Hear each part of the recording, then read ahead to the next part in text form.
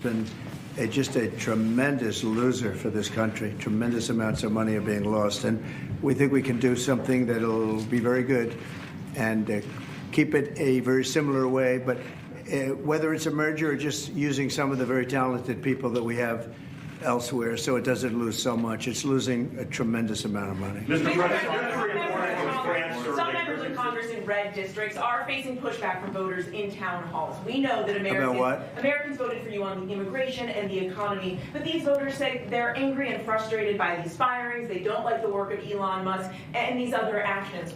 What do you say to them? Who do you work for? I work for ABC News, sir. Who? ABC News. No wonder. Let me just tell you that I have today the highest poll numbers I've ever had. I have today the highest poll numbers of any Republican president ever. We haven't even checked the Democrats, but that's what I was just told. And they like the job that we're doing. They like the job that Elon's doing. He's doing something that a lot of people wouldn't have the courage to do. We want to streamline our country. We want to streamline, because you know why? Because we want our country to survive and thrive. And we're finding billions and billions of dollars of waste, fraud, and abuse. Billions, and I mean numbers like you wouldn't believe. And we haven't even started yet. So it's actually just the opposite. We've polled it, and people are thrilled. They can't even believe it's happening. And it won't affect many people. It'll only affect the people that get caught stealing. The waste, fraud, and abuse is at a level like nobody's ever seen. It's been going on for years. And all you have to do is look at the Social Security rolls, look at some of the things, look at where the money is going. The Attorney General's looking into something, environmental protection, $20 billion. And it's out-and-out fraud. So I think the people are very happy. Yes, please. Mr. President, I want to ask you about this week, the Secretary spent 4 hours with the European Union trade representative. The European Union has signaled that they would lower tariffs and do a trade deal with the United States. Yeah, the European Union wants to come back. They've treated us very badly, and the European Union wants to lower their tariffs because of the fact we were paying a fortune of tariffs. We couldn't sell a car there. We couldn't sell our farm products there. They wouldn't take anything. Now, all of a sudden, they're being very nice, and that's going to happen with a lot of others, too. The European Union is wanting to lower its barriers at very low levels. They want to now bring their car number, which was extremely high, down to 2.5%, which is the same thing that we charge. That's reciprocal. See, that's what is happening, reciprocal. And I think it's a big start in the right direction with the European Union. You called President Zelensky of Ukraine a dictator. Do you think that President Putin of Russia is also a dictator? I think that President Putin and President Zelensky are going to have to get together, because you know what? We want to stop killing millions of people. You have young soldiers being killed. If you saw the pictures that I saw of the battlefield from satellite, you've never seen any pictures like that. Soldiers are being killed by the thousands a week, thousands of soldiers a week. As we speak, they're being killed. That's why I want to see a ceasefire, and I want to get the deal done. I think we have a chance to get the deal done. I had to make sure that Russia wanted to do it. It's a war that would have never happened if I was president, but it did happen. So I got stuck with it, and I want to stop people from being killed. You know, it doesn't affect the United States very much. It's on the other side of the ocean. It does affect Europe, and we've put in 3 times more money. We're in for $300 billion. They're in for $100 billion. And, you know, Europe is also doing it in the form of a loan. Biden just gave them money. There was no loan. There was no security. There was no anything.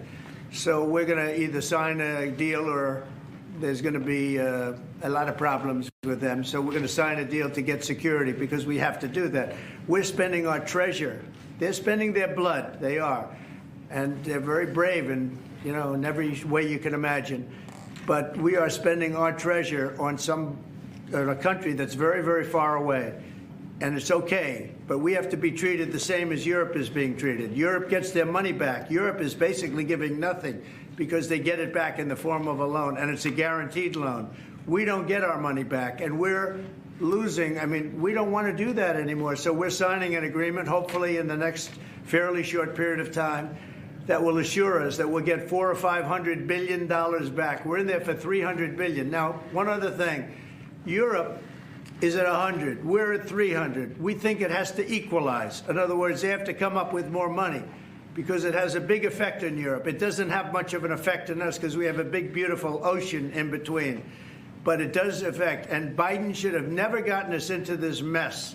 We had an incompetent president who got us into a mess, but we're going to get you out of it. The same thing in the Middle East. We're going to have some good news in the Middle East. What happened yesterday, the sight of those babies was not acceptable to anybody. Nobody's seen anything like it. Mr. President, are you going to Moscow? There's a report out of France that you're going to Moscow on May 9th. No, I'm not. To join President Putin. I'm not. And then if I could, sir, just ask you about Kash Patel, who's going to be sworn in as soon as your FBI director.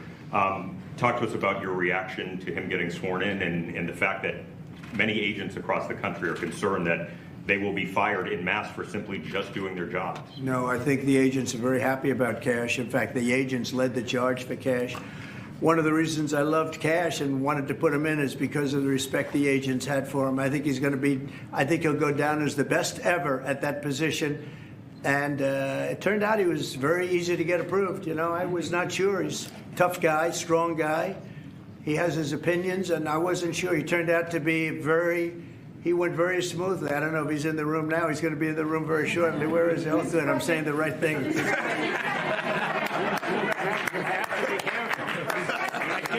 can't speak too badly about him. I better be careful. I will say this about Kash, and Howard understands this. One of the reasons that I wanted him is because the agents love this guy, and they respect this guy, and this is what they wanted. And even somebody like Trey Gowdy, who's a very good guy, but known as somewhat of a moderate person, he came out with a statement that was so incredible. He said, Kash is an incredible person. People don't realize it. When he said that, there was no doubt left. It was really a big statement made by somebody that's respected and on the moderate side. And I will tell you, I think Kash is going to go down as maybe the best ever when it's all said and done. So I'm glad he's willing to do it. Thank you, Kash. Cook, a little bit more. You talked about. Could you speak a little bit more about your meeting with Tim Cook? You said that he was going to invest hundreds of billions of dollars. There's specific projects that he spoke to you about. And what were those? All over the country. He's going to start building, and he doesn't want to pay tariffs. And he's going to start building, but very big numbers. You have to speak to him. I assume they're going to announce it at some point, but very big numbers. He was here yesterday. I met with him at length, and Apple is coming here with tremendous dollars. They're going to be spending a lot of money in the United States, more than they've ever spent by a factor of probably 10. Did you reporting that you were signing a memo later to counter digital service taxes? Well, will you speak? I mean, what are you doing, reading it? Yeah, Can't you just say it without having to read it? My question? Yeah. Oh, sure. Bloomberg, we're reporting that you're expected to sign tariffs or a memo later on tariffs on digital taxes. Is there any idea how high you might go with We are going to be tariffs? doing that. Digital, what they're doing to us in other countries is terrible with digital. So we'll be announcing that. Are we signing it maybe today? Today. And we'll talk about that in a little while. You'll be here. Are you going to put the secretary in charge of the Postal Service? He's going to look at it. He's got a great business instinct, which is what we need. And he'll be looking at it, and we think we can turn it around. But it is the Postal Service. I mean, we're leaving the Postal Service, but we're losing so much money with the Postal Service, and we don't want to lose that kind of money. So the Secretary and some others that have talent, that kind of talent, we'll be looking at. So how close are you to a minerals agreement with Ukraine, Mr. President? What? How close are you to striking a minerals deal? I think we're with pretty Ukraine? close, yeah. I think they want it, and they feel good about it, and it's a big deal. But they want it, and it keeps us in that country, and they're very happy about it. But we get our money back. This should have been signed long before we went in. This should have been signed by Biden, but Biden didn't know too much about what he was doing. The war should have never happened.